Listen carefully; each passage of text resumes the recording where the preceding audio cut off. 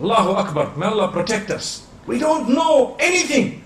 We have no clue. Let me give you one other example. This I was told by one of the mashayikh. He says, there was a man who was fulfilling salah. And he was an irregular, but he made his tawbah and he came to the masjid. So he arrived at Salatul Fajr. And I hope, my brothers and sisters, that not a single one of us misses Salatul Fajr tomorrow morning. Is there a promise? By the will of Allah. You know, inshallah means 2-3 things. I'm sure you're aware. If you say inshallah, then you say, are you coming to my house? I say inshallah. Then when they don't come, you say, did I say yes? I just said inshallah.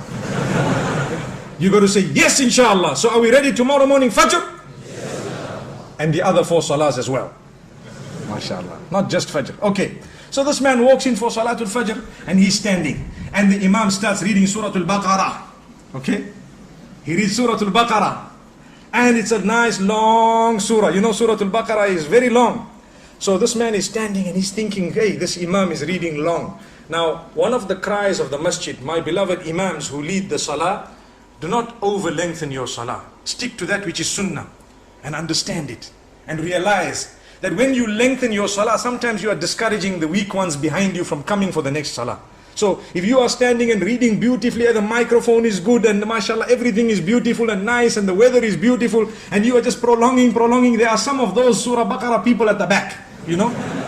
So you need to remember they are still a bit weak, you know.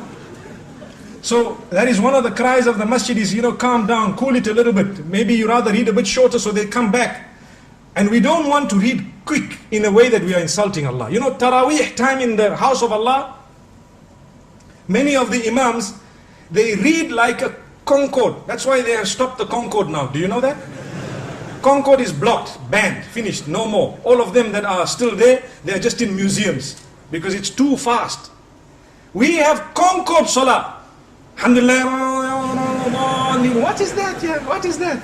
You are insulting Allah subhanahu wa ta'ala. Rather read short and clear than to read long and unclear, an insult to Allah. Who said you have to finish the Quran? To finish the Quran is a sunnah which is very great, but not at the expense of speed, never ever. Remember that. And this I am addressing us as Imams who lead in the masjid. People say, I went and I listened to the whole Quran. That man used to finish Taraweeh in 10 minutes. Ah, what did you hear? You just heard the humming of a bee, that's all. Like a sound of a mosquito coming to your ear. And that's all you knew. May Allah protect us. So this man came in for salah and he's reading the Surah Al-Baqarah is being read. And at the end of the salah, you know, he looked at the man next to him, nudged him. He says, hey, this Imam read very long. Which surah did he read? So he says, it is called Surah Al-Baqarah, which means the cow. And it is the longest surah in the Quran. So he said, okay, now I must ask before I start my salah, which surah is being read? So Al-Baqarah was very, very long. So now he came for Salatul Maghrib, the poor fellow, and he started Allahu Akbar. So Imam finished Waladhalin and he starts Alam tara kayfa fa'ala rabbuka bi ashabil fil. So this man nudges the other one and says, you know what, before you start, what surah is this? He says, this is the elephant, Al-Fil. So that man says, if Baqarah was so long, I'm sure Fil must be even longer, let me go away. My brothers and sisters, remember, this is the attitude and mentality of some of the public, because they are weak. So he says, no, this is one of the shortest surahs in the Quran.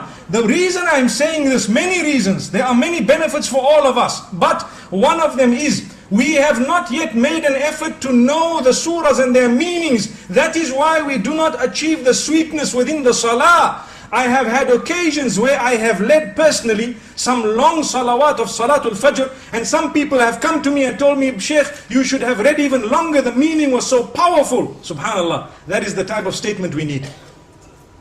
But we don't know the meaning, we're not bothered.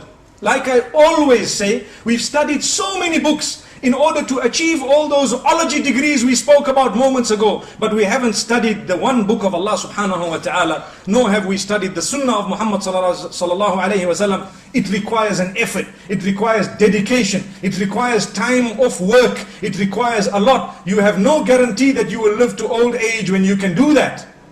So let's do it as soon as we can.